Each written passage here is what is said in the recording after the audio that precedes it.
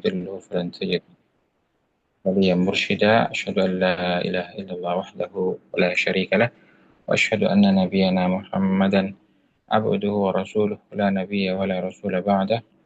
قال الله تعالى في كتابه الكريم: أعوذ بالله من الشيطان الرجيم. يا أيها الذين آمنوا اتقوا الله وقولوا قولا سديدا يصلح لكم أعمالكم ويغفر لكم ذنوبكم، ومن يطع الله ورسوله فقد فاز فوزا عظيما. أما بعد، فإن أصدق الحديث كتاب الله، وخير الهدي هدي محمد صلى الله عليه وسلم، وشر الأمور محدثاتها، فإن كل محدثة في الدين بدعة، وكل بدعة ضلالة، وكل ضلالة في النار. Mahasiswa dan mahasiswi rahimani wa rahimakumullah wa rahimakumullah jami'. Alhamdulillah, kita di siang ini ya, jelang siang, Allah Subhanahu wa taala masih sempatkan kita untuk bermajlis via online dalam rangka untuk mempelajari ilmu Allah Subhanahu wa taala, di antaranya adalah ilmu tafsir tarbawi ya. Kemudian untuk sebelumnya kita akan panggilkan, maksudnya kita absen ya terlebih dahulu. Ada 26 mahasiswa kurang lebih ya. Pertama adalah Ahmad Nur Sidik. Anta Mawjud. Ahmad Nur Sidik. Sama Lestari Puji. Hadirah Ustaz. Nah, Lokti Aulia. Hadirah Ustaz. Nah, Alhamdulillah. Nabila Salsabila. Hadirah Ustaz. Nah, Abidah Rahmah. Lama ya. Rifar Azka. Hadir Ustaz. Berlian. Hadirah. Kharisatun. Hadirah Ustaz. Atika Rahmah. Hadirah Ustaz. Eka Lutfia. Hadirah Ustaz. Siti Sa'idah. Hadirah Ustaz. Nurain Wison. Nurain. Lama. Azkia. Hadirah Ustaz. Ahya Nurfaza. Nah, Ahya Nurfaza. Hadirah Ustaz. Sapri M. Zeno. Hadir Ustaz. Hadir Ustaz. Hadir Ustaz. Sapri Zeno. Nah, Fajar Yasin. Hadir. Nah. Sofia Aulianisha. Hadirah Ustaz. Majudah. Nah, Fadia Ditafa. Rajab ya. An-Nazma Fauzan. Masih izin beliau. Oh iya ya. Siti Teguh Utami. Lama. Najwa Lupita. Hadirah Ustaz. Nurul Farah. Hadirah Ustaz. Didik Sulfatmadi. Izin katanya Ustaz. Imran Waila. Hadir Ustaz. Hadir. Umu Abdurrahman. Hadirah. Zahra. Hadirah. Ada lagi yang baru masuk? Ustaz Afan, Siti Teguh Utami katanya nggak bisa hadir karena sakit. Oh, syafahullah. Baik, siapa lagi? Mufan Nurain Ustaz. Oh, Narain Wison Mawjudah. Nah, Anas Fauzan. Terus Abidah Fauzan Rahmat. izin. Oh ya, baik. Kemudian Abidah lama ya, belum tahu. Ahmad Nur Sidik. Hadir Ustaz. Hadir ya. Terus Abidah Rahmah lama. Baik, ikhwas sekalian, kita sudah bagi ya topik-topik kemarin ya. Siapa yang mau presentasi di hari ini? Afwan, Anang Ustaz. Ustaz, apa suaranya nggak terdengar Ustaz? Oh ya, Ahmad Nur Sidik mau Apa tadi presentasi? Ustaz? Ahmad Nur Sidik mau presentasi? Nah, Ustaz. Ya, silakan di-share di Zoom.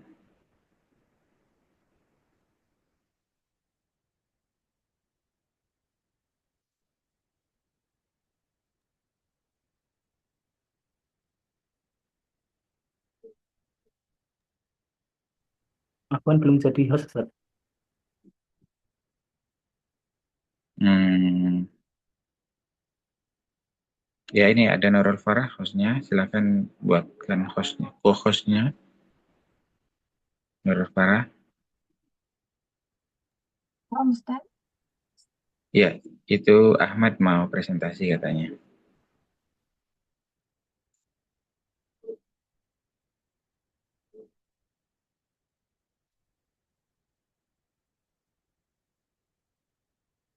Dikasih co-hostnya, co-host. Ya, ya, ya, baik. Ya, silakan Ahmad sudah.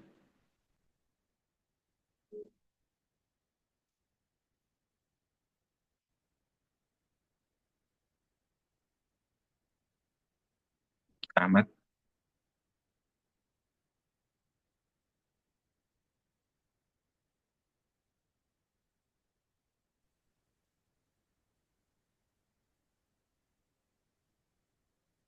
Afwan, apakah sudah terlihat? Satu saja. Ya, silakan. Baik, sebelumnya Bismillahirrahmanirrahim. Assalamualaikum warahmatullahi wabarakatuh. Assalamualaikum. Baik, Alhamdulillah. Terima kasih yang pertama kepada Ustadz Saiful. Izinkan saya mempresentasikan PPT yang sudah saya buat yang berkaitan dengan konsep pendidikan dalam Al-Quran, telaah Quran Surat Al-Alaq ayat 1 sampai 5. Bismillahirrahmanirrahim. Kenalkan di sini nama saya Ahmad Nur Siddiq. Untuk NIM 211372003 yang akan saya presentasikan yaitu yang berjudul konsep pendidikan dalam Al-Quran, mentelaah Quran Surat Al-Alaq ayat 1 sampai 5. Baik, pendahuluan. Al-Quran adalah pedoman hidup sekaligus sumber utama pendidikan umat Islam. Mungkin sudah kita ketahui semuanya bahwasannya Al-Quran ini adalah sebuah pedoman hidup seperti yang sudah dijelaskan dalam Quran Surat Al-Baqarah yang sudah sering kita dengar ayat 2. A'udzubillahi minasyaitonirrajim. Bismillahirrahmanirrahim. Dzalikal kitabul la raiba fihi hudal lil muttaqin. Itu adalah kitab Al-Quran sebagai petunjuk di dalamnya. La raiba fi, tidak ada keraguannya. Hudal lil muttaqin, petunjuk bagi orang-orang yang bertakwa. Di situ menunjukkan bahwasanya Al-Quran ini adalah pedoman kepada umat Islam terutama ya.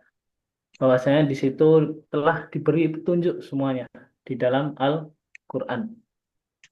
Kemudian yang kedua wahyu pertama yaitu Quran Surat Al-Alaq ayat 1 sampai 5 yang menekankan pentingnya membaca, menulis, dan menuntut ilmu. Seseorang yang lahir di dunia ini, tentunya pertama dia lahir, dia belum mengerti apapun itu. Jadi Allah memerintahkan yang bahwasanya untuk membaca, menulis, dan menuntut ilmu. Karena dari situ seseorang itu bisa melakukan sesuatu. Segala sesuatu itu memerlukan ilmu. Bahkan hal yang paling kecil, hal kecil, semisal seorang itu ingin memotong bawang merah atau yang lain, itu sudah pasti harus membutuhkan ilmu. Kemudian yang ketiga adalah hal ini menunjukkan bahwa sejak awal risalah ya, pendidikan menjadi pondasi utama dalam Islam.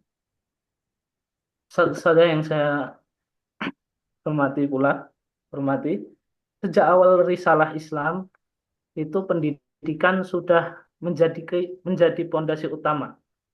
Wahyu pertama yang turun itu adalah Iqra, yang artinya bacalah. Itu artinya Islam itu menegaskan bahwa ilmu dan pendidikan itu adalah suatu kunci untuk membangun umat.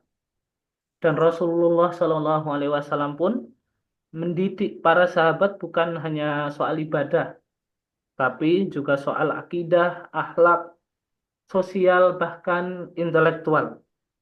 Jadi, pendidikan dalam Islam mempunyai fungsi yang begitu luas. Pertama, yaitu membentuk akidah yang kuat, supaya manusia itu mengenal Allah dan tunduk kepadanya, yaitu tauhid, tidak menduakan Allah. Allah adalah Tuhan satu-satunya. Kemudian mengembangkan potensi intelektual agar umat mampu berpikir kritis dan membaca tanda-tanda kebesaran Allah Subhanahu wa Ta'ala. Kemudian pendidikan Islam tidak hanya menambah pengetahuan tetapi juga membentuk manusia beriman, berilmu, dan berakhlak mulia. Jadi di dalam Islam itu tidak hanya sekedar menambah pengetahuan, tetapi bagaimana manusia itu bertambah imannya, kemudian berilmu dengan cara membaca, menulis, dan menuntut ilmu di para guru. Kemudian berakhlak mulia. Mulianya Islam adalah akhlak yang mulia. Ya. Seorang hamba yang berakhlak mulia sudah pasti memiliki ilmu. Karena bahwasannya di atas ilmu itu adab. Bahwasanya kalau ilmu tidak mempunyai adab, tidak mempunyai akhlak, maka sia-sialah. Tetapi jika sudah berakhlak mulia, sudah pasti dia memiliki ilmu. Kemudian konsep pendidikan dalam Al-Quran mencakup dimensi spiritual, intelektual, moral, dan sosial. Di sini terdapat dimensi spiritual. Apa itu dimensi spiritual? Dimensi spiritual itu pendidikan menurut Al-Quran itu mengarahkan manusia agar selalu dekat dengan Allah. Tujuannya adalah membentuk pribadi yang beriman, bertakwa, dan selalu mengingat bahwa hidup ini adalah ibadah. Misalnya, misalnya Al-Quran banyak menekankan betapa pentingnya sholat, berzikir, doa, serta menjauhi kesyirikan. Dimensi ini menjadikan fondasi karena tanpa spiritual yang kuat, ilmu dan amal akan kehilangan arah. Kemudian intelektual. Al-Quran itu mendorong manusia untuk berpikir, meneliti, dan mencari ilmu. Banyak ayat di dalam Al-Quran yang memerintahkan kita menggunakan akal, seperti merenungkan penciptaan langit dan bumi.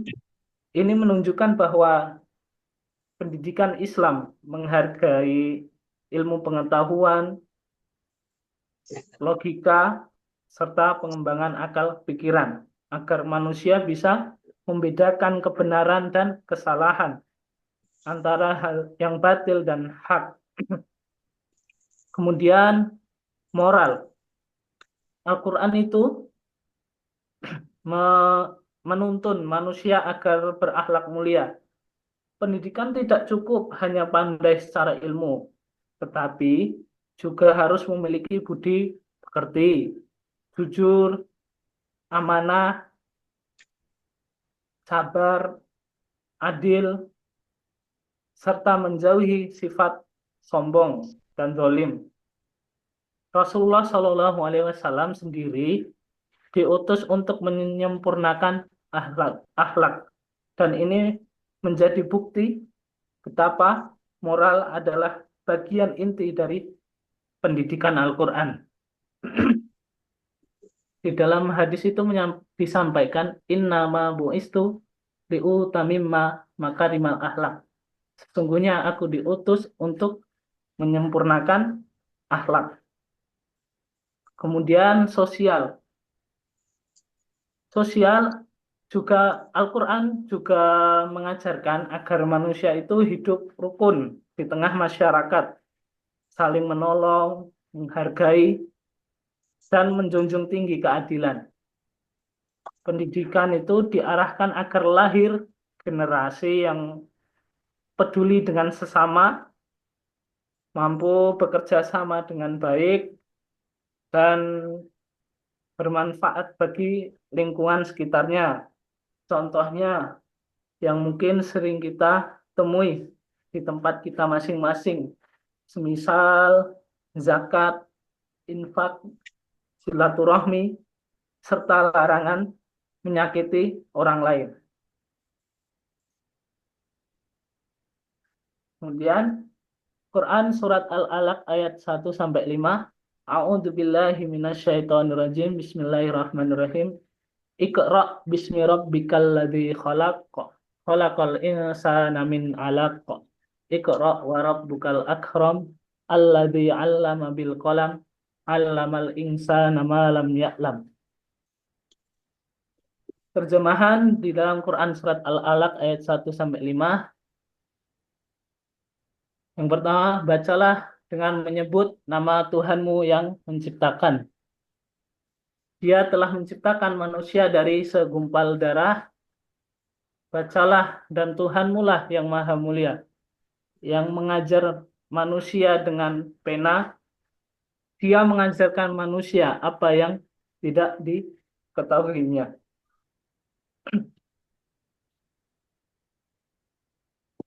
Tafsiran singkat di dalam Quran surat Al-Alaq ayat 1-5. Di ayat 1 itu jelaskan bahwasannya ayat 1 itu menegaskan bahwa membaca dan menuntut ilmu itu bukan sekedar aktivitas akal semata, melainkan harus diawali dengan mengingat Allah, dengan menyebut namanya. Ilmu akan menjadi berkah dan bermanfaat. Allah mengingatkan manusia bahwa seluruh pengetahuan berarti harus dikaitkan dengan kesadaran bahwa dia adalah Sang Pencipta. Kemudian Allah mengingatkan manusia akan asal-usulnya yang sangat sederhana dan lemah, yaitu dari sesuatu yang kecil dan menempel di rahim. Pesan ini membuat manusia tidak boleh sombong dengan ilmu, kedudukan, atau kekuatan, karena hakikatnya ia berasal dari sesuatu yang hina. Di ayat kedua ini, di tafsiran ayat 2 ini menjelaskan bahwasannya manusia itu terbuat dari hal yang lemah. Ya. Jadi di saat nanti dia sudah terlahir di dunia, dia mempunyai banyak ilmu, dia harus tetap tunduk. Dia harus tetap merasa dia itu akan haus ilmu. Banyak yang belum diketahui karena ilmu di dunia ini sangatlah luas dan banyak. Dan manusia ini adalah terbuat dari hal yang menempel di rahim, terbuat dari hal yang hina. Kemudian ayat ketiga, perintah membaca itu diulang kembali. Yang mana di ayat 1 dijelaskan Iqra, bacalah. Tapi di ayat ketiga ini dijelaskan kembali. Perintah membaca diulang kembali untuk menunjukkan betapa pentingnya aktivitas mencari ilmu. Namun, Allah juga menegaskan bahwa di balik kemampuan membaca dan memahami, ada kemurahan dan karunia-Nya. Jadi, ilmu tidak boleh menjauhkan seseorang dari Allah. Justru sebaliknya, semakin berilmu harus semakin dekat kepadanya. Di ayat ketiga ini dijelaskan adalah yaitu segala kemurahan Allah Subhanahu wa taala, bahwasanya Allah mudahkan seorang hamba itu untuk mendapatkan ilmu yang disampaikan oleh semisal dari guru-gurunya, ustadz-ustadzahnya, atau mendapatkan ilmu dari orang lain, Allah mudahkan, Allah murahkan, sehingga seorang hamba itu mudah menangkap apa yang orang lain sampaikan. Dan setelah seseorang itu mendapatkan ilmu yang banyak, seseorang itu tidak boleh jauh dari Allah. Kembali lagi, Allah yang murahkan, ya, Allah mudahkan seseorang itu mendapatkan ilmu. Jadi, jika seseorang itu tidak sudah mendapatkan ilmu, janganlah menjauh dari yang memberi ilmu, yang memudahkan seseorang itu mendapatkan ilmu dari yang orang lain sampaikan. Justru sebaliknya, semakin berilmu harus semakin dekat kepadanya. Ketika ilmunya sudah banyak, harus semakin dekat dengan Allah Subhanahu wa Ta'ala. Kemudian, yang keempat, Allah memberikan manusia kemampuan menulis dan mencatat sesuatu yang menjadi kunci peradaban. Dengan pena, ilmu bisa disimpan, diwariskan, dan dikembangkan oleh generasi berikutnya. Ayat ini juga mengisyaratkan bahwasanya tulisan adalah sarana utama penyebaran ilmu yang Allah ajarkan kepada manusia. Di sini, di ayat ini, Allah menjelaskan bahwasanya ilmu jika tidak ditulis, maka tidak mungkin, tidak akan bisa dipelajari oleh orang-orang generasi zaman berikutnya. Maka Allah merintahkan, bahkan dulu Al-Quran, ya, yang dulunya tidak ditulis, tapi diperintahkan oleh Allah untuk ditulis. Walaupun zaman dulu ada yang ditulis di batu. Kemudian setelah itu ditulis di kertas, agar kemudian dijadikan kitab, dijadikan buku, sehingga itu bisa menjadi satu dan bisa dipelajari sampai generasi-generasi berikutnya. Salah satunya adalah Al-Quran. Kemudian yang kelima, segala pengetahuan, keterampilan, dan kebijaksanaan yang diperoleh manusia pada dasarnya bersumber dari Allah. Dari keadaan tidak tahu apa-apa sejak lahir, manusia kemudian belajar sedikit demi sedikit berkat bimbingan dan anugerahnya. Ayat ini mengingatkan bahwasannya bahwa ilmu adalah karunia, sehingga tidak layak digunakan untuk kesombongan, melainkan untuk kebaikan dan kemanfaatan. Di ayat kelima ini dijelaskan bahwasanya seorang hamba dulu yang baru lahir itu sama sekali tidak tahu apa-apa. Tapi semakin beranjak besar, dewasa, bertambahnya umur, sedikit demi sedikit ilmu bertambah. Sehingga jika ilmunya sudah banyak, maka tidak diperbolehkan untuk disombongkan bahwasanya dia itu pandai, memiliki ilmu yang banyak. Kemudian isi kandungan Quran surat Al-Alaq itu isi kandungan dan penjelasan Quran surat Al-Alaq ayat 1-5. Ayat 1, Iqra bismi rabbikal ladzi khalaq. Isi kandungan perintah membaca dengan menyebut nama Allah. Penjelasannya adalah pendidikan dimulai dengan niat yang benar, yaitu berlandaskan tauhid dan mengingat Allah dalam menuntut ilmu.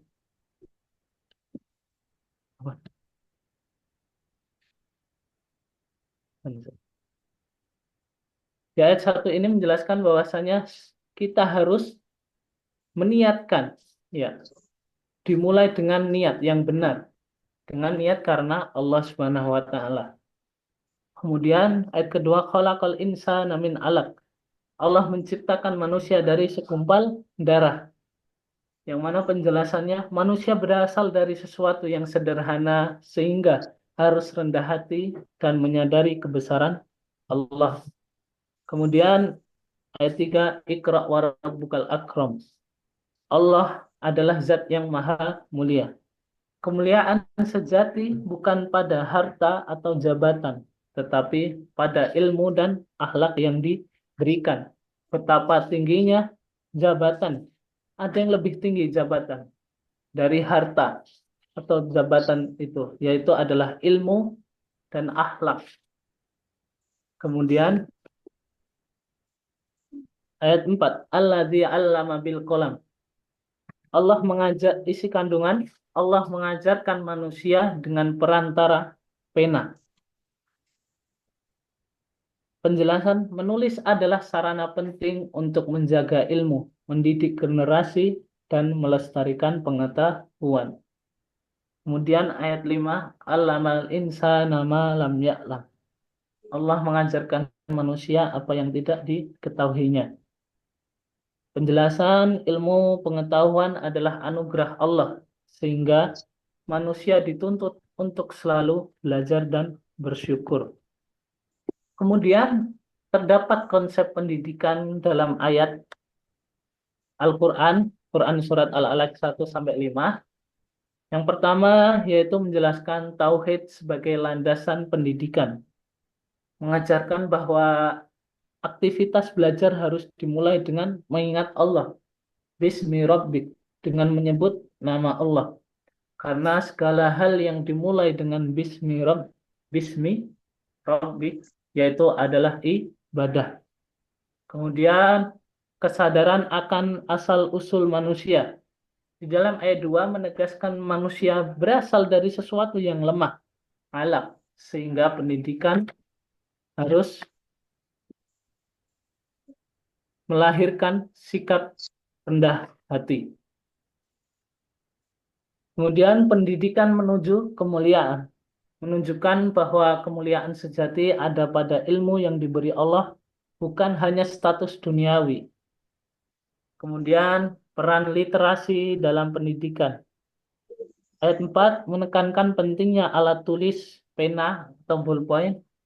Beda dengan pandangan manusia, bolpen yang ada di dunia sebagai sarana untuk menyebarkan dan menjaga ilmu.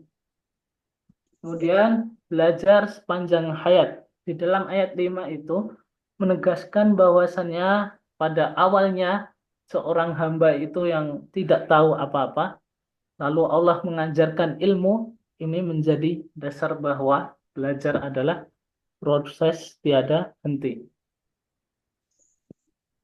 Kemudian nilai-nilai pendidikan. Yang pertama nilai tauhid, belajar dan membaca dimulai dengan mengingat Allah karena ilmu adalah anugerah darinya.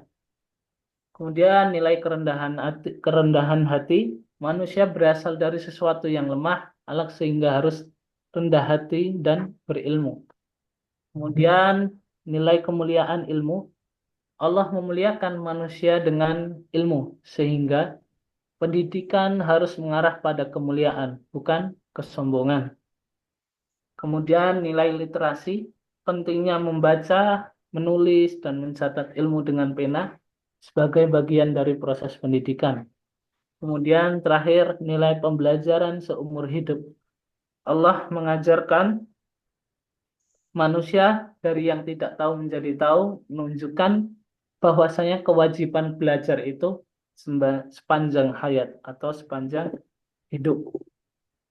Baik, yang terakhir kesimpulan, sedikit menyampaikan kesimpulan apa yang saya sampaikan tadi, bahwasannya dalam menuntut ilmu itu dalam pandangan Islam itu bukanlah hanya sekedar soal pintar di kepala, tetapi bagaimana hidup kita punya arah dan nilai. Dengan ilmu itu yang sudah dipelajari, kita bisa lebih dekat kepada Allah, lebih paham mana yang benar atau yang salah, serta bisa menjaga akhlak dalam keseharian.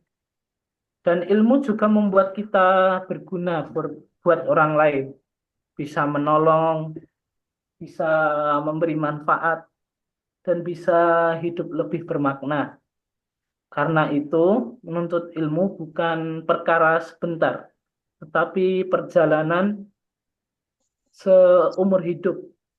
semakin kita belajar, semakin kita sadar bahwasanya ilmu itu adalah nur atau ilmu itu adalah cahaya.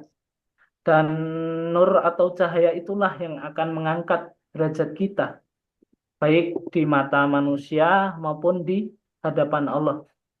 Di dalam surat Al-Mujadalah ayat 11 itu Allah menyampaikan a'udzubillahi minasyaitonirrajim yarfa'illahu alladhina amanu minkum walladzina utul ilma darajat.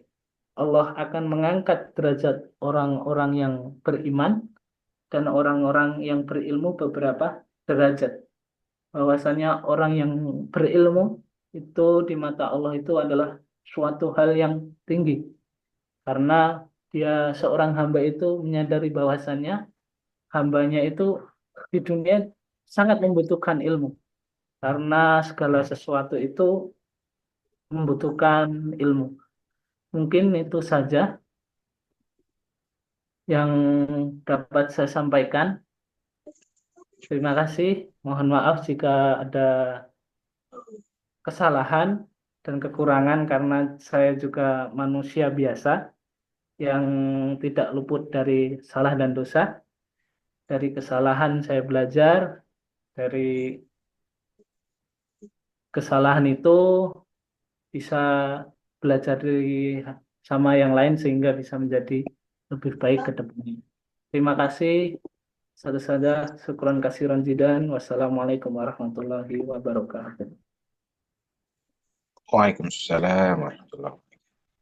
Baik, hanya Ya, mungkin menambahkan sedikit ya. Jadi ya pendapatnya Imam Ahmad menyatakan bahwa al-ilmu khasyatullah. Jadi ilmu sungguhnya itu adalah dibuktikan dengan takut kepada Allah Subhanahu wa taala. Jadi seorang yang berilmu dia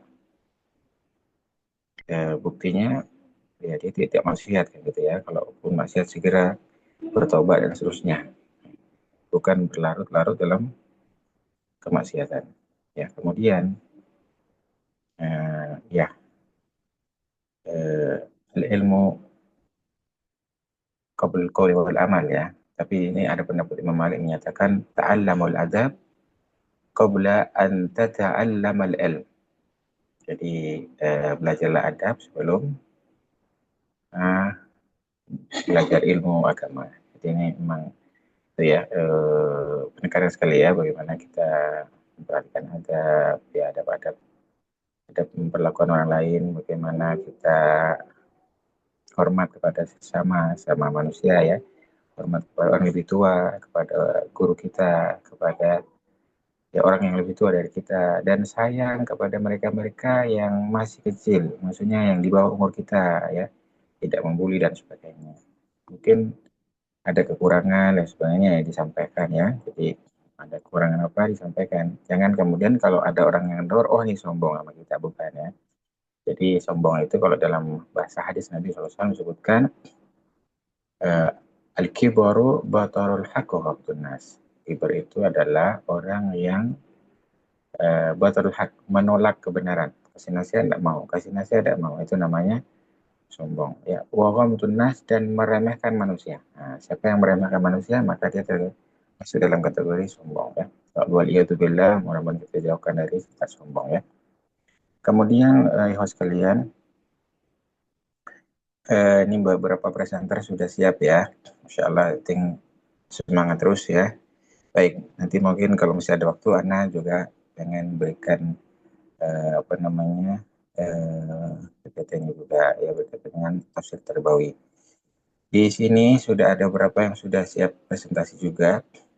Insya Allah ya, tadi sudah dimulai dengan Ahmad Nur. Kita lanjut ke ada Nabila Salsabila. Gimana? Anta musta'id? Anti musta'id? Nabila musta'idah? Anti musta'idah? Namanya Nabila. siapa, Ustaz? Nah, tafadhali. Ya, silakan. Anak izin share dulu layarnya. Nah,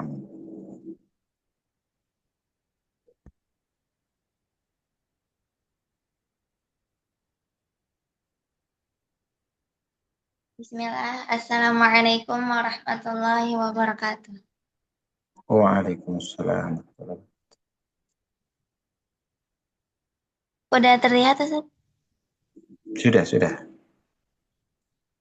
Innal hamdalillah nahmaduhu wa nasta'inuhu wa nastaghfiruh wa na'udzu billahi min syururi anfusina wa min sayyiati a'malina. May yahdihillahu fala mudhillalah wa may yudhlil fala hadiyalah. Asyhadu an la ilaha illallah wahdahu la syarikalah wa asyhadu anna Muhammadan abduhu wa rasuluh. Sebelumnya, Ana ucapkan terima kasih kepada Ustadz Ustazah dan dosen pengampu mata kuliah Tafsir Tarbawi. Izinkan Ana untuk menyampaikan presentasi dan mempresentasikan apa yang telah Ana buat. Dengan judul Pembentukan Akhlak Melalui Tafsir Tarbawi, kajian Quran Surah Al-Hujurat ayat 11 sampai 13.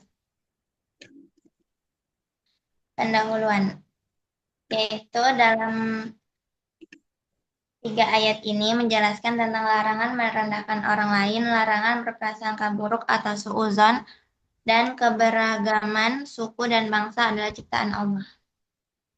Pembahasannya, larangan merendahkan orang lain, baik secara lisan maupun sikap, karena bisa jadi yang direndahkan lebih mulia di sisi Allah daripada yang merendahkan. Larangan berprasangka buruk. Dalam Islam dianjurkan untuk berpikir positif dan tidak mudah menuduh tanpa bukti. Yang ketiga, keberagaman suku dan bangsa adalah ciptaan Allah. Keberagaman suku dan bangsa bukan untuk saling membanggakan atau merendahkan, tetapi agar saling mengenal dan membangun hubungan sosial yang baik. Quran Surah Al-Hujurat membahas tentang penghormatan terhadap sesama. Ya ayyuhalladzina amanu la yaskhar qaumun min qaumin asa ay yakunu khairan minhum wala nisa'un min nisa'in asa ay yakunna khairan minhum wala talmizu anfusakum wala tanabazu bil alqab bi'salismul fusuqu ba'dal iman wa man lam yatub fa ulaika humuz zalimun. Yang artinya, wahai orang-orang yang beriman, janganlah suatu kaum mengolok-olok kaum yang lain. Boleh jadi mereka yang diolok-olok itu lebih baik daripada mereka yang mengolok-olok. Dan jangan pula perempuan-perempuan mengolok-olok perempuan lain. Boleh jadi perempuan yang diolok-olok itu lebih baik daripada perempuan yang mengolok-olok. Janganlah kamu saling mencela dan saling memanggil dengan julukan yang buruk. Seburuk-buruk panggilan adalah panggilan fasik setelah beriman. Barang siapa tidak bertaubat, maka mereka itulah orang-orang yang zalim.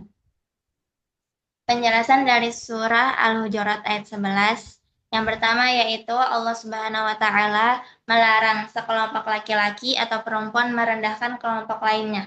Hal ini karena bisa jadi orang yang diolok-olok itu lebih baik dan lebih mulia di sisi Allah. Ayat ini mengajarkan pentingnya rendah hati dan tidak meremehkan orang lain berdasarkan status sosial, kekayaan, atau penampilan. Kedua, dilarang memanggil orang lain dengan julukan atau gelar yang mengandung ejekan. Panggilan-panggilan yang buruk seperti si buta, si pincang, atau julukan lain yang menyakitkan hati. Dilarang dalam Islam. Seburuk-buruknya panggilan adalah sebutan fasik atau orang yang berbuat dosa setelah seseorang beriman dan bertaubat. Yang ketiga, ayat ini ditutup dengan peringatan bahwa siapapun yang tidak bertaubat dari perbuatan-perbuatan zalim atau mengolok-olok, mencela, dan memberi gelar buruk, maka mereka termasuk golongan orang-orang yang zalim. Ini merupakan pentingnya segera kembali kepada jalan yang benar dan memohon ampunan kepada Allah. Quran Surah Al-Hujurat ayat 12 membahas tentang membangun masyarakat yang saling menghormati. Ya ayyuhalladzina amanu jtanibu katsiran minadh-dhanni inna ba'dadh-dhanni itsm wa la tajassasu wa la yaghtab ba'dukum ba'dha ayuhibbu ahadukum ay ya'kula lahma akhihi maytan faqarihtumuh wattaqullaha innallaha tawwabur rahim. Yang artinya, wahai orang-orang yang beriman, jauhilah banyak dari prasangka. Sesungguhnya sebagian prasangka itu dosa. Dan janganlah kamu mencari-cari kesalahan orang lain. dan janganlah ada di antara kamu yang menggunjing sebagian yang lain. Sukakah salah seorang di antara kamu memakan daging saudaranya yang sudah mati? Maka tentu kamu merasa jijik dan bertakwalah kepada Allah. Sesungguhnya Allah Maha Penerima Taubat, Maha Penyayang. Penjelasan dari surah Al-Hujurat ayat 12 ini ada 3. Yang pertama, larangan mencari-cari kesalahan orang lain atau tajasus. Seorang muslim dilarang mengorek-ngorek atau mencari-cari aib dan kejelekan orang lain. Perbuatan ini melanggar privasi dan kehormatan individu.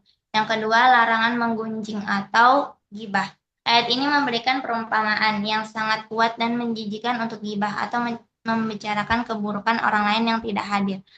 Gibah diibaratkan seperti memakan daging saudara sendiri yang sudah mati. Perumpamaan ini bertujuan agar manusia merasa jijik dan menjauhi perbuatan tersebut. Yang ketiga, anjuran bertakwa dan bertaubat. Seperti ayat sebelumnya, ayat ini kembali menegaskan pentingnya bertaubat dan bertakwa kepada Allah. Ini adalah jalan untuk membersihkan diri dari dosa-dosa sosial tersebut. Quran surah Al-Hujurat ayat 13 membahas tentang penghargaan terhadap perbedaan dalam Islam. Ayatnya, ya ayyuhan nasu inna khalaqnakum min dzakarin wa untha wa ja'alnakum syu'uban wa qabaila lita'arafu inna akramakum 'indallahi atqakum innallaha 'alimun khabir. Wahai manusia, sesungguhnya kami telah menciptakan kamu dari seorang laki-laki dan seorang perempuan. Kemudian kami jadikan kamu berbangsa-bangsa dan bersuku-suku agar kamu saling mengenal. Sesungguhnya yang paling mulia di antara kamu di sisi Allah ialah orang yang bertakwa.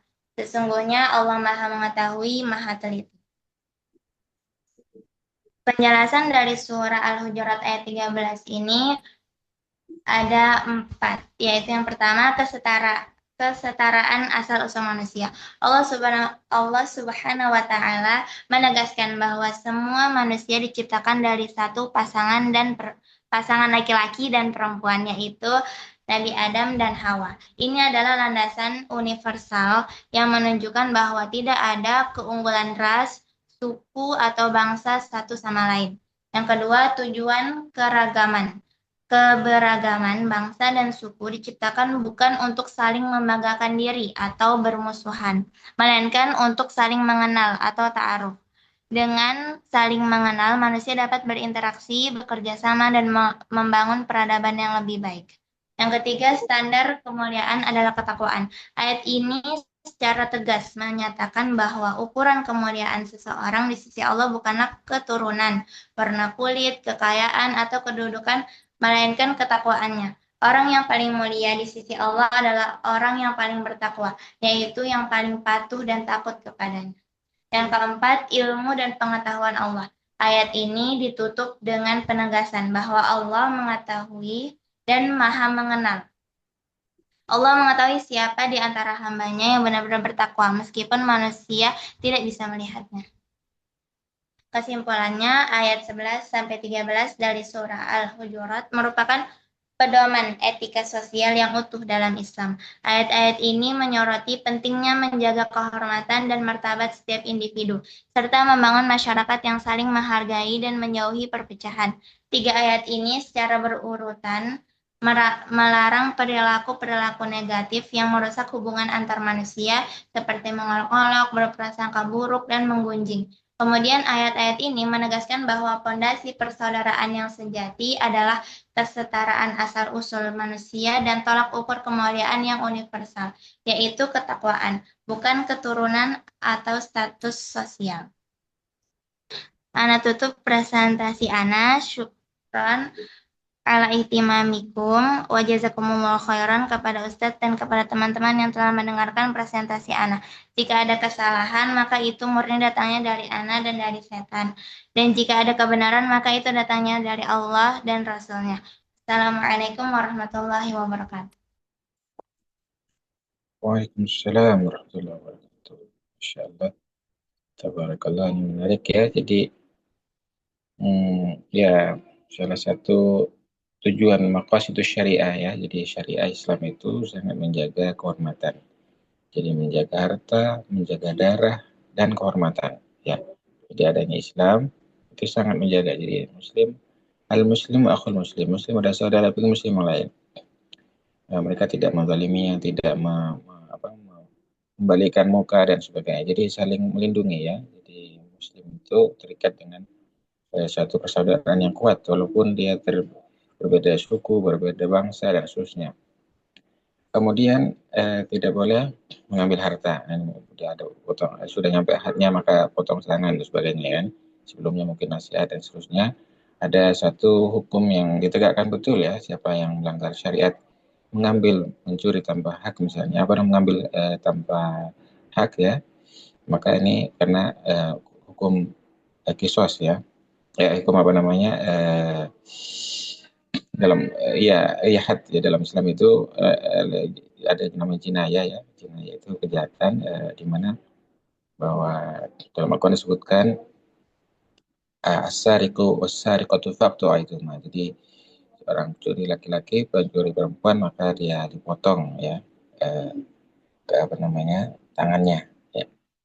Kalau di Saudi itu kalau dia mencurinya tangan kanan, misalnya tangan kanan dipotong, kalau tangan kiri yang mengambil maka tangan kiri yang dipotong gitu ya.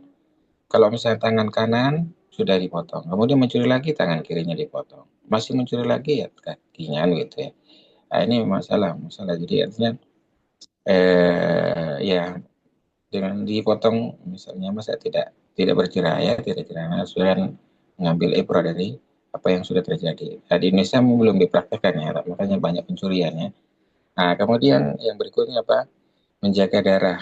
Di Saudi itu kalau yang mana perhatikan orang bertengkar itu bisa terjadi, tapi dia tidak berani menyentuh.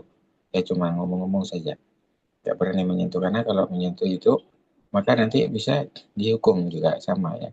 Kalau dipukul, memukulan. Jadi di mahkamah itu diputuskan seorang yang ya misalnya melukai maka dilukai dan seterusnya ya. Termasuk juga membunuh maka akan dibunuh. Jadi untuk menjaga sebenarnya, untuk menjaga bagaimana itu tidak terjadi ya pembunuhan atau ya pencederaan dan sebagainya ya kalau di keluarga itu KDRT ya, itu tidak boleh dalam Islam, jelas itu tidak boleh ya. Kemudian jangankan istri kita atau keluarga kita ya, orang lainnya sama muslim itu tidak boleh ya, termasuk tadi menggunjing merasa lebih tinggi dan sebagainya itu tidak boleh ya. Jadi dalam Al-Quran disebutkan bahwa in akramakum indallahi atqakum, paling mulia di sisi Allah adalah orang yang paling bertakwa, bukan karena sukunya, bukan karena ketampanannya atau yang lain ya. Kemudian berikutnya apa? Menjaga kehormatan. Ini sangat dijaga kehormatan Islam ya. Tak boleh kita merendahkan atau menganggap orang lain lebih rendah ya. Maka dalam satu hadis Nabi SAW sebutkan bahwa malam yukrim kabirana wa malam yurham saghirana falaysa minna. Siapa yang tidak menghormati yang tua, tidak menyayangi yang muda, falaysa minna, maka bukan golongan kami. Jadi betul-betul ya janahadzulli kalau dalam kitab itu disebutkan kita betul-betul menghormati orang yang lebih tua walaupun mungkin dia tidak sekolah, tidak misalnya mungkin ilmunya lebih rendah daripada kita tetap harus karena mereka adalah kaum muslimin ya. Nah, dengan kaum muslimin orang tua kita hormati, yang muda disayangi ya, yang muda disayangi, tidak dibully dan seterusnya. Baik, mungkin ini sudah dua presenter ya di hari ini.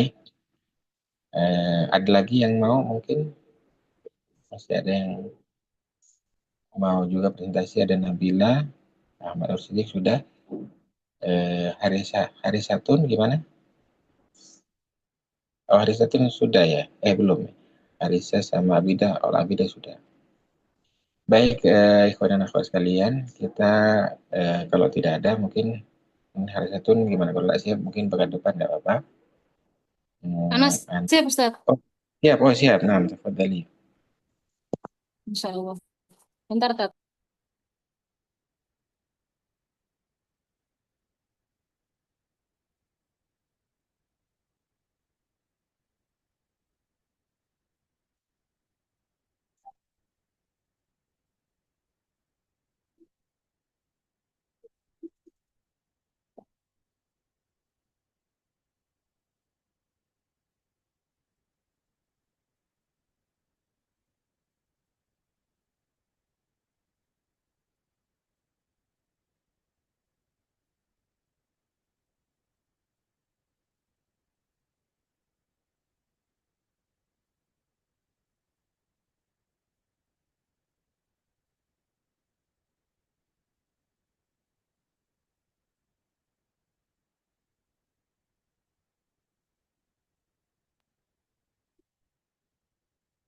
Bismillahirrahmanirrahim.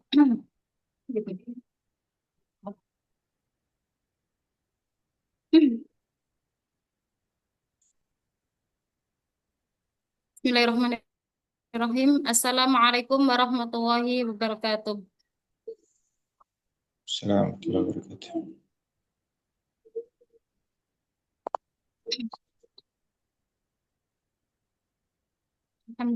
Alhamdulillahirabbil alamin. Wassalatu wassalamu ala asrofil anbiya'i wal mursalin wa ala alihi wasallam.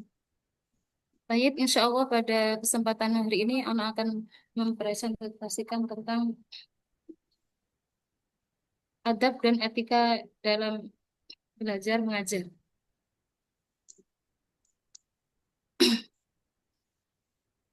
Adab dan etika dalam menuntut ilmu penting agar ilmu yang diperoleh bermanfaat dan berkah. Menuntut ilmu merupakan kewajiban bagi setiap muslim sebagaimana sabda Rasulullah Shallallahu Alaihi Wasallam, "Talabul ilmi faridatun ala kulli muslimin." Yang artinya menuntut ilmu itu wajib bagi setiap muslim. Hadis riwayat Ibnu Majah disahihkan Albani dalam Sahih Al-Jami'. Adab dan etika menuntut ilmu, yang pertama yaitu memperbaiki niat. Yang kedua, bersungguh-sungguh. Kemudian yang tiga, tawakal. Yang keempat, menjauhi maksiat. Kemudian yang kelima, berdoa. Kemudian yang keenam, memperhatikan materi. Yang ketujuh, jangan ragu bertanya. Kemudian menghormati gurumu. Dan yang terakhir, mengamalkan ilmu yang dimiliki. Yang pertama, memperbaiki niat. Dalam menuntut ilmu, seorang muslim sebaiknya berniat untuk mendapatkan keridhaan Allah Ta'ala. Sebab dengan ridha Allah, maka ilmu akan mudah diterima. Pentingnya niat telah diingatkan oleh Rasulullah SAW kepada para umatnya dalam hadis yang berbunyi, Innamal a'malu bin niyati wa innama likulli imri'in ma nawa. Wa man kanat hijratuhu ilallahi wa rasulihi fa hijratuhu ilallahi wa rasulihi. Wa man kanat hijratuhu lidunya yusiduha aw imra'atin yankihuha fa hijratuhu ila ma hajara ilaihi. Yang artinya sebuah perbuatan dinilai berdasarkan niatnya dan tiap orang mendapatkan apa yang diniatkan. Mereka yang hijrah kepada Allah dan Rasul-Nya, maka Allah Ta'ala dan Rasul-Nya akan membalas orang tersebut. Namun, mereka yang hijrah karena hal yang bersifat duniawi atau wanita yang akan dinikahi, maka ia akan mendapatkan hal tersebut. Hadis riwayat Bukhari dan Muslim. Kemudian berikutnya yang kedua, bersungguh-sungguh. Setelah berniat kepada Allah Ta'ala, seorang muslim harus bersungguh-sungguh dalam menuntut ilmu.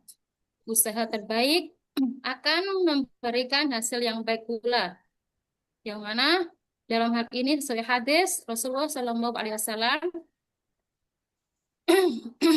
Innallaha katabal ihsana ala kulli syai'in. Fa idza qataltum fa ahsinul qitlata wa idza dabahtum fa ahsinud dibhata.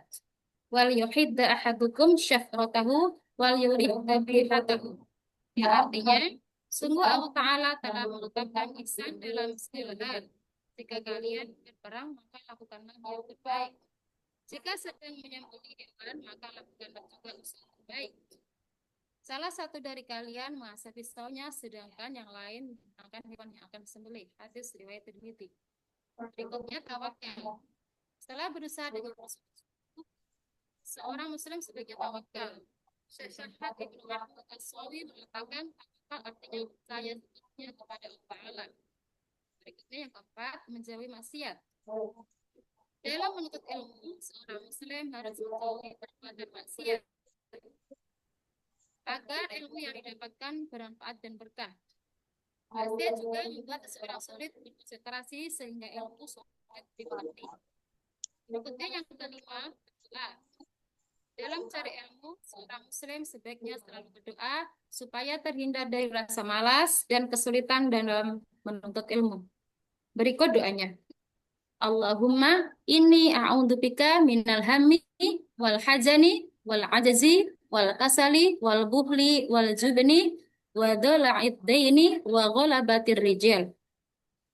Yang artinya, ya Allah, aku berlindung kepadamu dari kecemasan dan kesedihan, kelemahan dan kemalasan, sesat dan pengecut, beban hutang dan dari penguasa manusia. Berikutnya yang keenam, memperhatikan materi.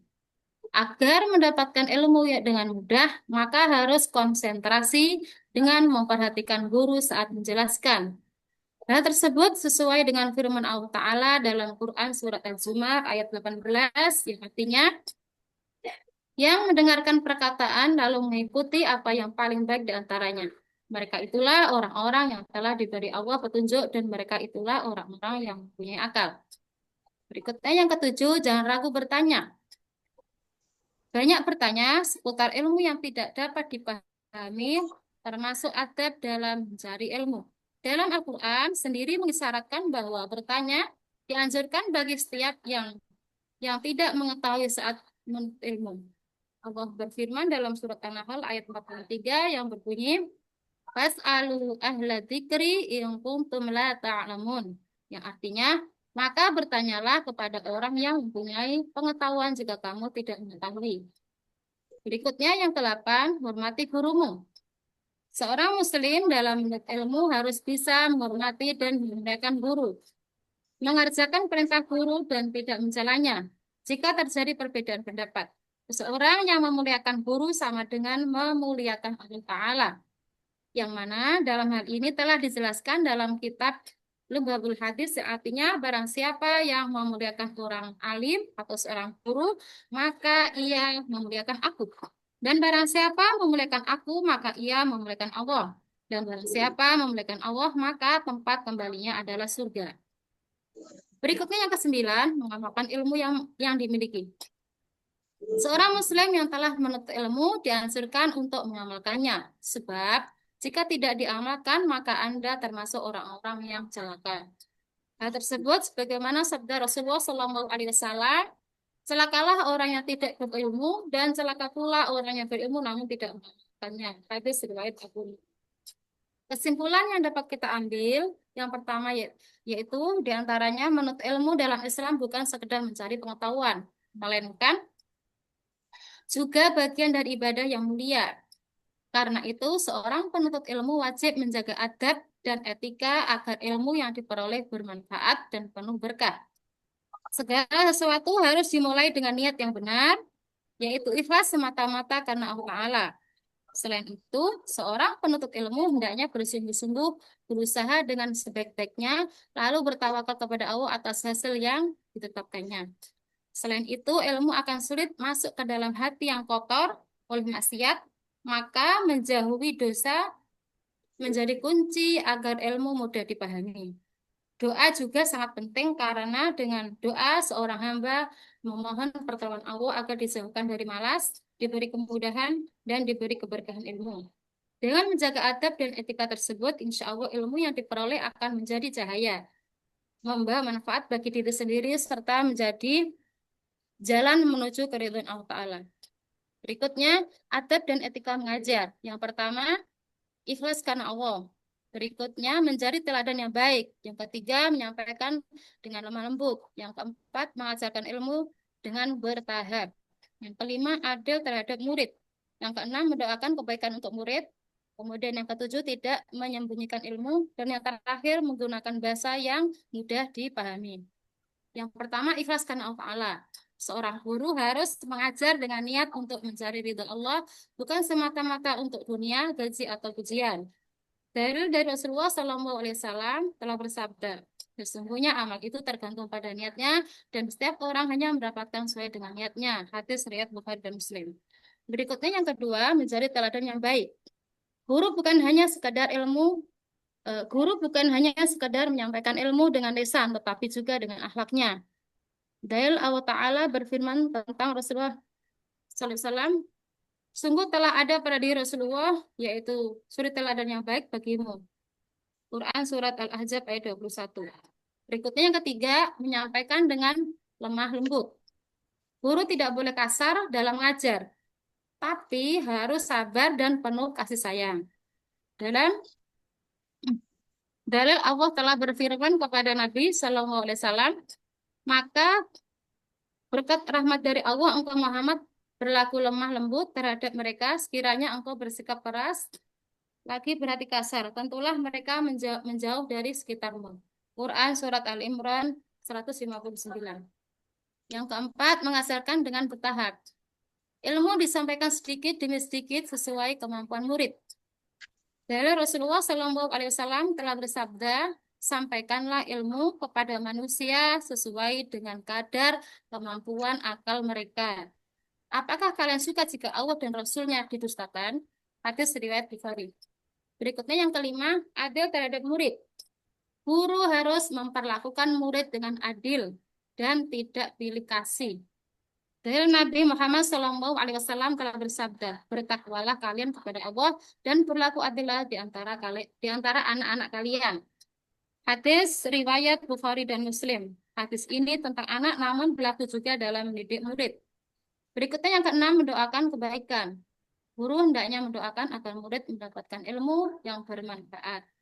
Dan Rasulullah SAW telah bersabda, doa seorang muslim untuk saudaranya tanpa sepengetahuan orang yang didoakan adalah mustajab.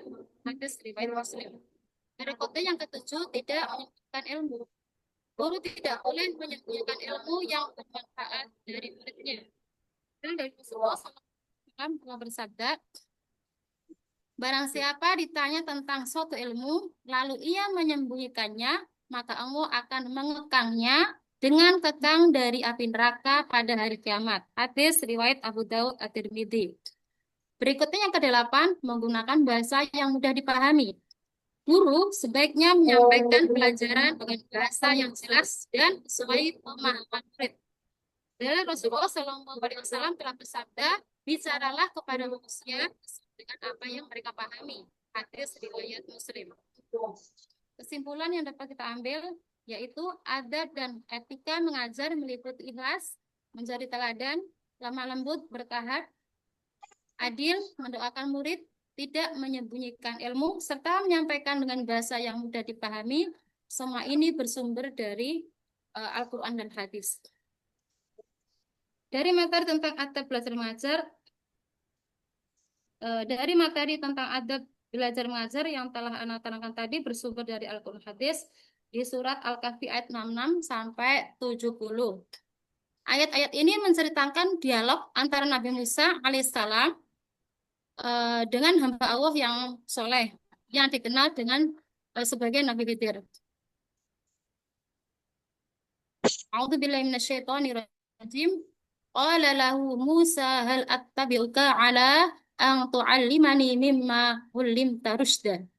Yang artinya Musa berkata kepadanya, Nabi Khidir, bolehkah aku mengikutimu supaya engkau mengajarkan kepadaku ilmu yang benar di antara ilmu-ilmu yang telah diajarkan kepadamu. Tafsir singkat, Nabi Musa ingin menuntut ilmu dari Khidir meskipun Musa sendiri seorang nabi dan rasul besar. Ini menunjukkan kerendahan hati dalam mencari ilmu. Kemudian berikutnya, tidak malu belajar walaupun dari orang lain yang mungkin tidak seterkenal beliau. Berikutnya, Nabi Musa meminta izin dengan sopan, tidak langsung menyuruh. Berikutnya, qala innaka lan tastati'a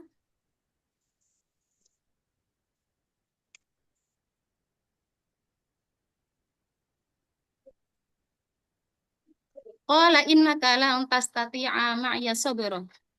Dia Nabi Khidir berkata, sesungguhnya engkau tidak akan sanggup sabar bersamaku.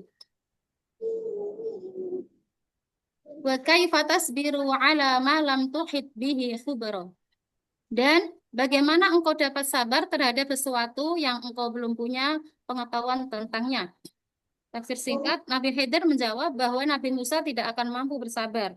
Karena ilmu yang dimiliki Nabi Khidir berupa ilmu laduni atau ilmu langsung dari Allah yang terkadang perbuatannya tidak sesuai dengan syariat lahiriah.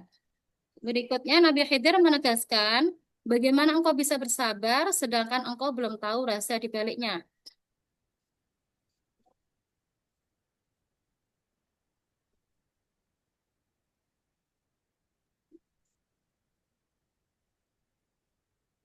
Berikutnya, Qala satajiduni insyaallah sabiran wala a'si laka amra. Musa berkata, insya Allah, jika engkau akan mendapati aku sebagai seorang yang sabar, dan aku tidak akan menentangmu dalam urusan apapun. Tafsir singkat, Nabi Musa berjanji untuk sabar dan taat dengan mengucapkan insya Allah. Ini pelajaran bahwa janji tanpa menyadarkan pada kehendak Allah bisa melemahkan, sehingga Musa mengingatkan dirinya sendiri dengan tawakal kepada Allah. Qala fa in ittaba'tani qala fala tas'alni syai'in hatta uhditsa laka minhu dzikra. Nabi Khidir berkata, kalau begitu, jika engkau mengikutiku, janganlah engkau bertanya tentang sesuatu apapun sampai aku sendiri yang menerangkannya kepadamu. Tafsir singkat, Nabi Khidir memberikan syarat, jangan bertanya apapun sebelum Nabi Khidir sendiri menjelaskan. Ini untuk melatih Nabi Musa dalam kesabaran adab dan menahan diri ketika berhadapan dengan sesuatu yang nampak aneh tapi belum diketahui hikmahnya. Pelajaran yang dapat diambil dari surah Al-Kahfi ayat 66 sampai 70 adalah sebagai berikut. Yang pertama, kerendahan hati dalam menuntut ilmu walau setinggi apapun derajat seseorang tetap perlu belajar dari orang lain. Yang kedua, ilmu Allah sangat luas. Ada ilmu syariat yang Nabi Musa ketahui dan ada ilmu hakikat atau laduni yang Allah berikan kepada Nabi Khidir. Berikutnya yang ketiga, kesabaran adalah syarat utama dalam belajar. Tidak semua yang tampak segera dapat dipahami hikmahnya. Lalu yang keempat, adab murid kepada guru, yakni meminta izin, sabar, tidak membantah, dan tidak memotong penjelasan sebelum waktunya. Syukuran jazakumullah khairan. Demikian yang dapat Ana sampaikan. Apabila ada kekurangan, kesalahan itu datangnya dari Ana dan setan. Apabila ada kebenaran itu datangnya dari Allah Subhanahu wa taala. Ana akhiri. Wassalamualaikum warahmatullahi wabarakatuh. Waalaikumsalam warahmatullahi wabarakatuh. Masya Allah, tabarakallah ya. Ya seperti ini ya, Masya Allah dikupas habis ya terkait dengan adab-adab mengajar ya, ikhlasun niyah dan punya adab yang baik kepada murid dan juga sabar ya. Jadi seorang guru sabar dengan muridnya, murid juga sabar dengan gurunya. Jadi saling sabar. Tidak kemudian ada guru yang galak, jangan, nggak ada. Dalam Islam itu nggak ada rumusnya guru galak ya. Jadi guru itu lembut, santun dan seterusnya. Dan bahkan ada dalam kitab At-Tibyan fi Adabi Hamil Quran atau di kitab juga Adabi Thalabil Ilmi karangan Syekh Dr. Ahmad Kurzun, di sana juga dijelaskan panjang lebar mengenai bagaimana seorang guru itu diteladani akhlaknya. Sampai-sampai ada seorang talibul ilm, dia sudah khatam kitab tertentu, tapi dia belajar lagi sama seorang syekh misalnya untuk belajar adabnya. Jadi kalau pelajarannya teorinya sudah ngelotok gitu ya, berarti sudah kuat. Tapi beliau berguru lagi dengan satu kitab yang dibahas oleh seorang syekh misalnya, seorang ustadz, yang beliau sendiri sebenarnya ingin belajar adabnya kepada guru tersebut. Ya, Masya Allah, tabarakallah. Ya, artinya, ya itulah ya pentingnya belajar kepada guru. Ya. Jadi belajar pada ilmunya juga belajar adabnya. Belajar adabnya. Nah, kemudian dan terus semangat menuntut ilmu ya. Ada dulu seorang ya Shibawai misalnya, pernah cerita nggak mungkin di grup ini. Shibawai itu adalah pakar nahwu ya. Beliau sempat ditolak tuh belajar hadis ya. Kenapa? Karena bahasa Arabnya masih belum maksimal ya. Ditolak. Tapi beliau berjanji untuk bagaimana pelajari sungguh-sungguh bahasa Arab dan akhirnya menjadi seorang pakar nahwu ya. Seperti itulah ulama terdahulu. Jadi artinya ketika kita misalnya belum fasih bacaan ya, misalnya baca Al-Quran sebagainya, ini menjadi pemicu kita untuk sungguh-sungguh ya, sungguh-sungguh untuk bagaimana memperbaiki. Apalagi ini sudah semester akhir ya, ada yang semester akhir, ada bahkan lebih dari semester 8 ya, semester sekian. Nah itu lebih sungguh-sungguh lagi. Jadi jangan cukup majelis yang online ini, ada majelis yang lain, misalnya di Gunung Kidul juga ada, di mana di Pondoknya Ustaz Said ya, mungkin sekitar itu ada, di bergurulah di sana ya, atau kalau di mana-mana ada banyak ya majelis ilmu ya. Jadi tidak cukup dengan majelis online, tapi majelis offline-nya juga harus ada ya. Maka Imam Syafi'i menyatakan salah lantana lal ilm illa bisittatin, kata beliau ya. Tidak akan mendapat ilmu kecuali dengan enam syarat ya. Di antaranya adalah khirsun. Khirsun itu apa? Khirsun itu semangatnya luar biasa. Jadi nggak ada pun dicari-cari gitu ya. Apalagi nggak ada pun dicari-cari sampai ketemu, sampai dapat gitu kan. Nah, dan merasa nggak cukup terus lagi ya, tanpa tanpa merasa apa namanya ya tadi ya, harus talabul ilminya lebih kuat ya. Kemudian yang berikutnya kita juga menyimpan rahasia guru, atau bahkan ada seorang talibul ilm itu dia tidak mau melihat keburukan gurunya. Ya, tidak mau melihat keburukan. Kenapa? Karena tidak ingin nanti ya apa namanya, tidak mau akhlak yang baik kepada guru ya. Jadi suul adab nggak boleh lah ya, juz ya. Jadi pada guru kita harus ya beradab, dan itu juga antum diajari kepada anak-anak supaya bagaimana guru itu dihormati, karena memang itulah tuntunan Islam ya. Bagian dari kewajiban kita adalah menegakkan adab ya, menegakkan adab kepada orang lebih tua, apalagi pada orang tua atau pada guru kita juga ya. Baik, mungkin kita sholat dulu ya, jeda. Kita sampai jam 12.10, masih ada waktu sebenarnya ya, walaupun ya azan masih ada sekitar 20 menit ke depan ya, tapi nanti kalau sudah komat mungkin kita berhenti ya. Baik ikhwan sekalian, jadi berkaitan dengan adab tuh Masya Allah banyak kitab dipelajari, cuma aplikasinya ini yang harus kita benar-benar ya diperbaharui ya.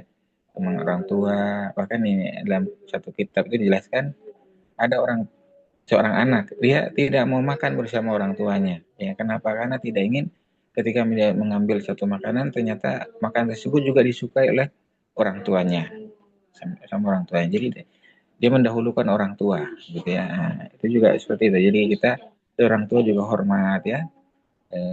Bahkan disebutkan wala takul lahuma nggak, jadi nggak berkata kepada orang tua. Ya, ini kan kita mungkin sebagian sudah berkeluarga ya, tapi sebagian juga ada yang belum ya. Dengan orang tua sangat baik ya, tidak boleh berkata-kata yang buruk ya, pun nggak boleh, apalagi lebih dari itu. Wala tanharuma, nggak boleh mentak mereka.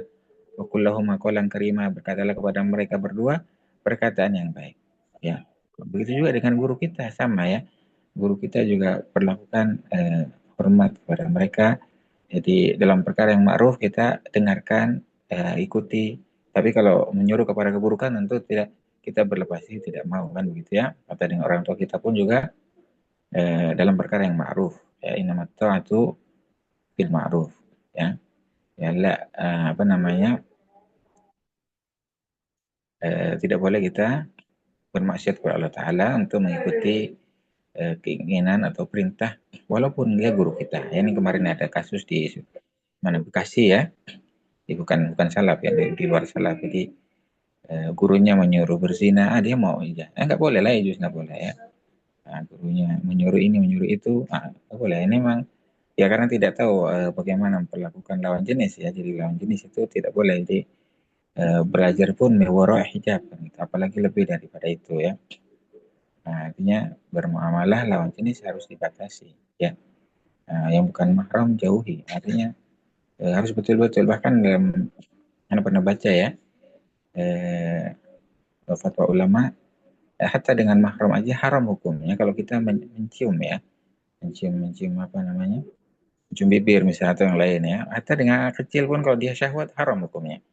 Gitu. Jadi artinya itu yang sudah jelas apa namanya, hubungan darahnya jelas ya, ponakan atau saudara apalagi itu. Jadi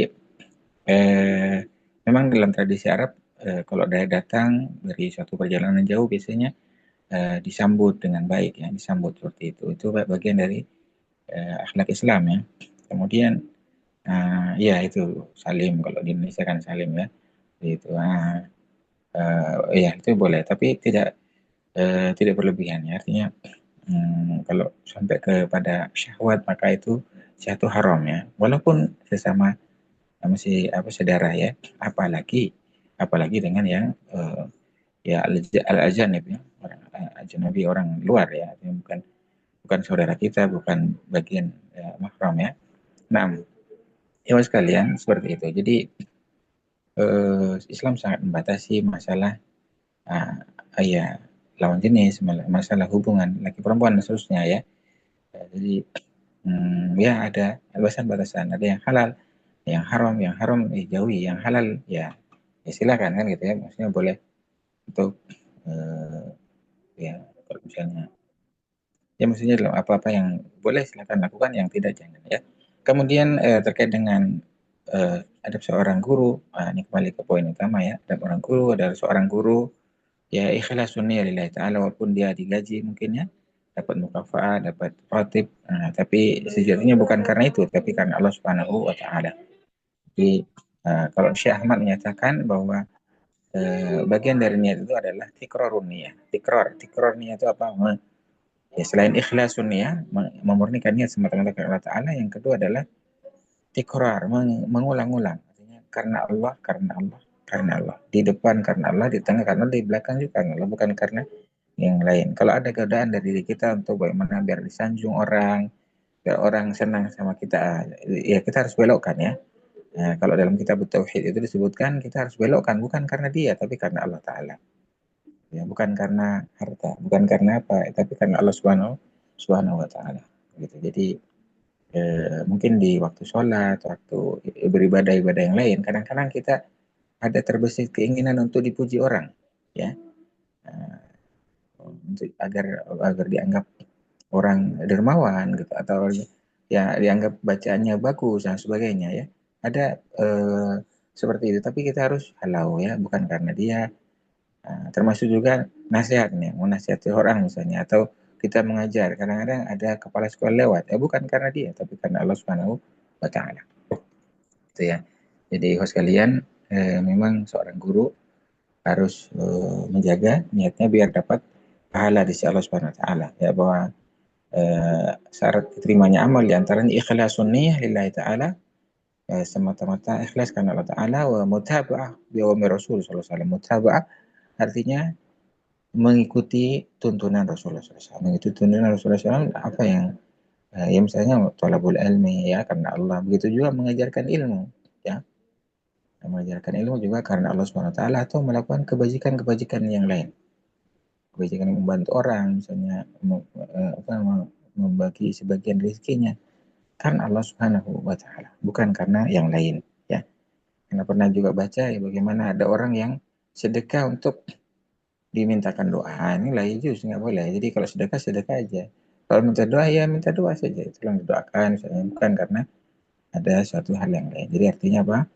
Bahwa seorang muslim ya ketika sedekah karena Allah Ta'ala, bukan karena ingin sesuatu yang lain ya.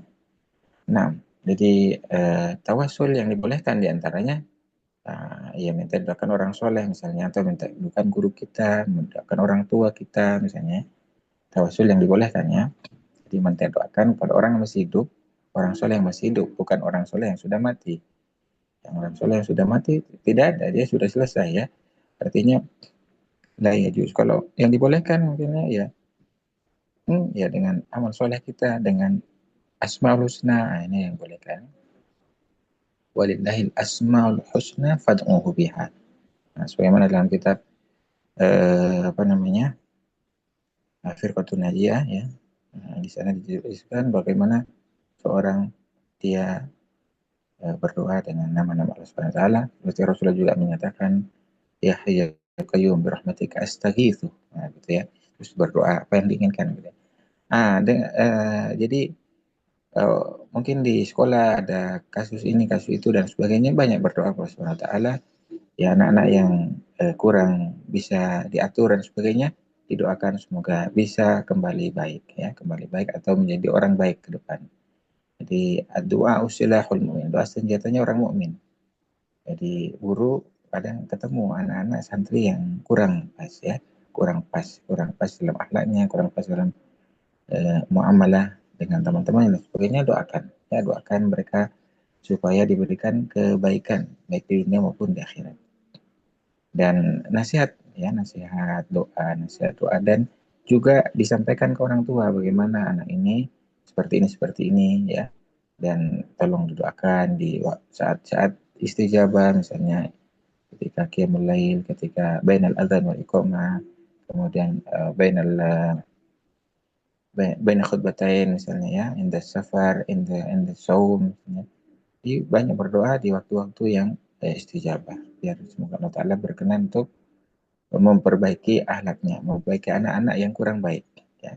Ikan guru ada yang seperti itu ya, ketemu pasti ada aja ya yang kurang bagus. Nah ini ya di treatment ya, mungkin dia kholfiahnya barangkali dari keluarga yang kurang taat misalnya, atau yang broken home misalnya. Broken home itu bapak ibunya bisa misalnya, juga berpengaruh pada kebiasaan anak, karena dia sudah dididik oleh bukan orang bapaknya, juga bukan ibunya kadang-kadang, tapi oleh yang lain, oleh kakeknya, sementara beliau sudah uzur misalnya, sudah tua, sehingga tidak begitu mengawasi bagaimana perilaku cucu-cucunya. Nah ini masalah ya.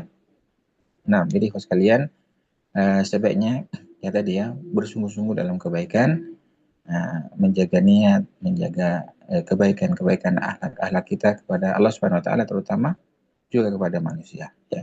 Kepada Allah Subhanahu Wa Taala, jauhi syirik, jauhi hal-hal yang tergolong baik syirik kecil maupun syirik besar, atau apa-apa yang melanggar syariat, jauhi ya. Nah itu akhlak kepada Allah Ta'ala. Jangan kemudian kita akhlak kepada manusia dijaga, tapi kepada Allah Ta'ala tidak diperhatikan, tidak diperhatikan bagaimana sholatnya, bagaimana puasanya dan seterusnya ya, sholatnya bolong-bolong dan sebagainya misalnya. Dan ada yang misalnya masih isbal ya, tolong dipotong celananya. Yang belum melihara jenggot, sebaiknya pelihara jenggotnya, kan gitu ya. Nah, itu bagian dari sunnah Nabi SAW. Bahkan para sahabat radhiyallahu anhum tidak memotong jenggot-jenggot mereka, ya. Tidak memotong jenggot mereka. Ya. Ini nasihat ya. Nah, itu ambil lebih baik ya, karena itu kebaikan insyaallah taala. Baik. Terus sekalian, mungkin ana cukupkan di sini ya. Naktafi bihadza wa insyaallah nastamir fi fursa ukhra. Wa nad'u subhanahu wa ta'ala bidu'a kafatul majlis. Subhanakallah hamdika. Asyhadu an la ilaha illa anta. Assalamualaikum warahmatullahi taala wabarakatuh. Waalaikumsalam. Waalaikumsalam warahmatullahi wabarakatuh. Jazakallahu khairan. Jazakallahu khairan ya Ustaz, syukran. Baik.